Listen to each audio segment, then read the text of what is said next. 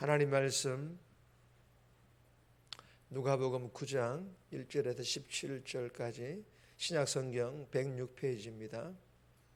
106페이지 누가복음 9장 1절에서 17절까지 우리 합독은 1절에서 6절까지만 합독합니다.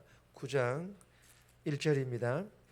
예수께서 12 제자를 불러 모으사 모든 귀신을 제어하며 병을 고치는 능력과 권위를 주시고 하나님의 나라를 전파하며 앓는 자를 고치게 하려고 보내시며 이르시되 여행을 위하여 아무것도 가지지 말라.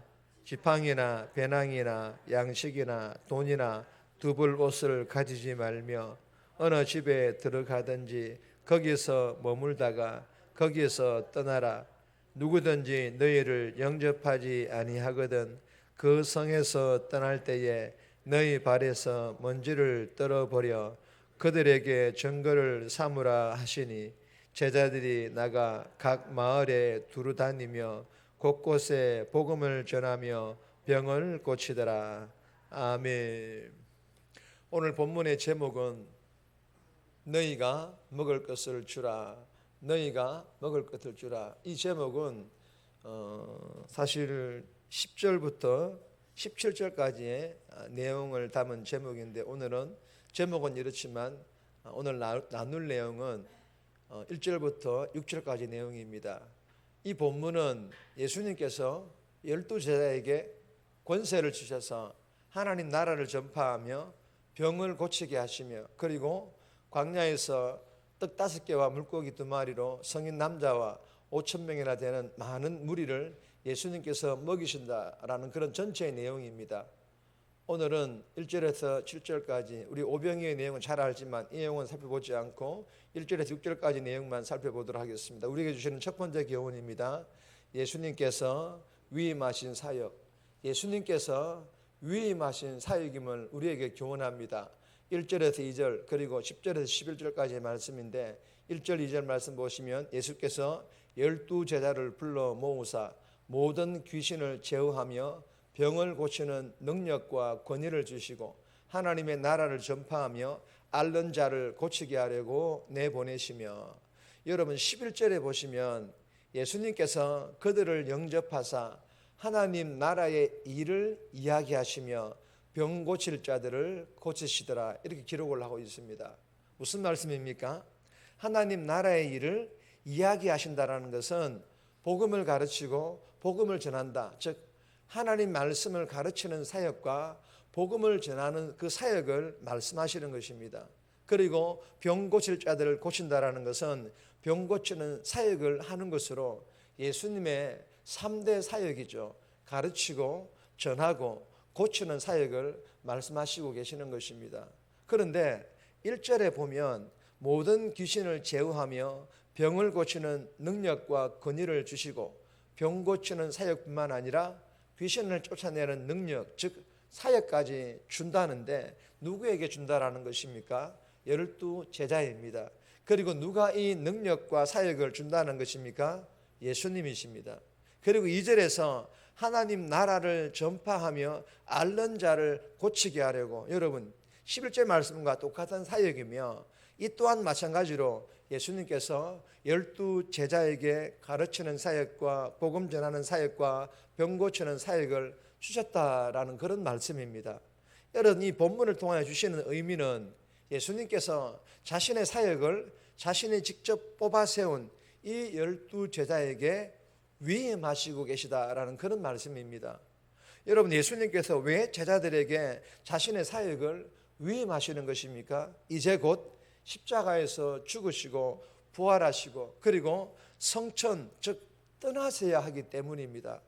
그래서 내일 새벽 본문이죠. 18절부터 예수님의 죽음과 부활에 대한 예고하시는 말씀을 시작하십니다. 여러분 예수님 자신이 떠나시더라도 하나님 나라는 끝나지 않을 뿐만 아니라 전혀 흔들리지 않을 뿐만 아니라 오히려 더 견고해질 것입니다. 12명의 제자들이 예수님께로부터 가르치는 사역과 전하는 사역과 병 고치는 사역을 위임받았을 뿐만 아니라 성령도 함께 그들에게 보내주신 줄 믿으시기를 바랍니다.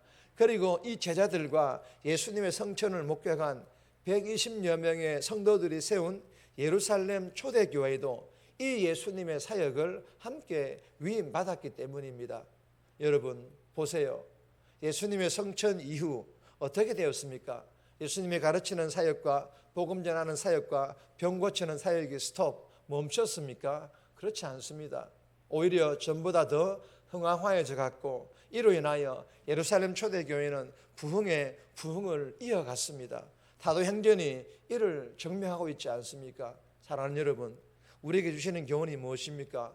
예수님의 사역, 말씀을 가르치고 복음을 전하고 병 고치는 사역이 12 제자들에게만 위임된 것이 아니라는 것입니다. 누가복음 마지막 장인 24장 48절에 이렇게 기록하고 있습니다. 다 같이 읽겠습니다.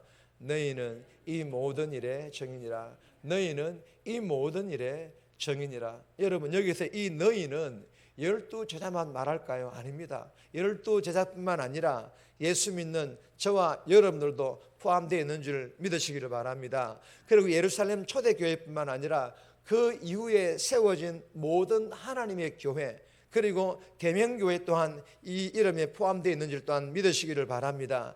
여러분 믿으신다면 저와 여러분들도 그리고 대명교회도 하나님 말씀을 가르치는 사역, 복음 전하는 사역, 내 힘과 내 능력 그리고 경험이 아니라 하나님께 주신 은혜와 능력으로 담대하게 잘 감당할 수 있기를 주님의 이름으로 소망합니다. 그리고 이 병 고치는 사역은 더더욱 하나님께 주시는 그 은혜와 능력으로 그리고 기도함으로 하나님의 능력과 역사가 나를 통하여 환우들에게, 우리가 아는 게 아니에요. 우리는 통로로 나를 통하여 환우들에게 잘 흘러 들어갈 수 있도록, 즉 통로로 아름답게 사용되어짐으로 말미암아 회복의 역사 또한 잘 일어날 수 있기를 주님의 이름으로 소망합니다. 그래야 해서 대명교회가 건강한 교회, 아름다운 교회로 세워지고 영적 부흥과 더불어 양적 부흥도 함께 일어날 수 있기를 주님의 이름으로 축복합니다. 두 번째 주시는 교훈입니다. 전도의 시급성과 편만함. 두 번째 주시는 교훈은 전도의 시급성입니다. 그리고 전도가 편만해져야 함을 우리에게 교훈합니다. 3절에서 6절까지인데 3절 말씀 보시면 이르시되 여행을 위하여 아무것도 가지지 말라. 지팡이나 배낭이나 양식이나 돈이나 두벌옷을 가지지 말며.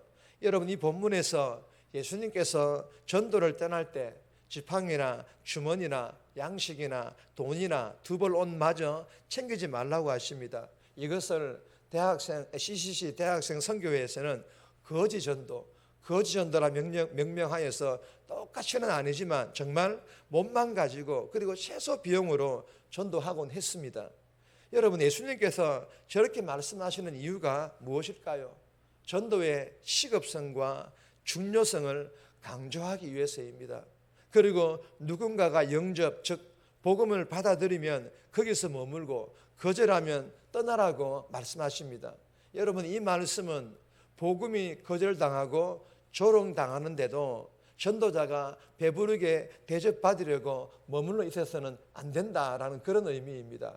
여러분 전도자가 전도하는 참된 기쁨과 위로는요 오로지 복음이 환영받는 것이며 편만해지는 것인 줄 믿으시기를 바랍니다. 그리고 하나님 나라가 힘있게 전파되는 것, 진행되는 것을 보는 것이 전도자의 기쁨이라는 것입니다. 사랑하는 여러분, 예수님께서 본문을 통하여 말씀하시고 싶어 하시는 것은 예수 믿는 우리가 세상에서 잘 되는 것보다 복음이 세상에 대접, 즉 편만해지는 것임을 깨닫게 하기 위해서입니다. 예수 믿는 우리가 이 전도의 시급성과 전도의 중요성을 철저히 깨닫기를 또한 원하시는 것입니다. 우리가 이 사실을 잘 알고 이번 한 주간도 삶에서 만나는 사람들에게 변화된 내 성품, 변화된 내 언어, 변화된 내 행동들을 통하여 즉 삶을 통하여 삶의 예배를 통하여 복음을 전하는 그런 복된 삶 살아가기를 위하여 영적 몸부림칠 수 있기를 주님의 이름으로 축복합니다. 세 번째, 네 번째는 제목만 있습니다. 오병이어의 기적, 오병이어의 기적입니다. 12절에서 17절 가지고 네 번째로는 나를 버릴 때 하나님이 보입니다. 우리가 우리 자신을 내려놓을 때 하나님이 보인다라는 그런 교훈입니다. 7절에서 9절까지인데 개인적으로 묵상하시기를 바랍니다. 정리합니다. 예수님께서 우리들과 대명교회에 위임하여 주신 가르치고 전도하고 병 고치는 사역을 잘 감당하고 통로로 사용되어짐으로 부흥을 이루는 교회 되게 해달라고, 전도의 시급성과 중요성을 철저히 깨닫고 성공이 아닌 복음이 편만해지는 것임을 철저히 깨닫고 오늘도 삶에서 복음 전하기 위해 영적 몸부림치게 해달라고 이 새벽에 기도하며 오늘날로 살아갈 수 있기를 주님의 이름으로 부탁드립니다. 찬송과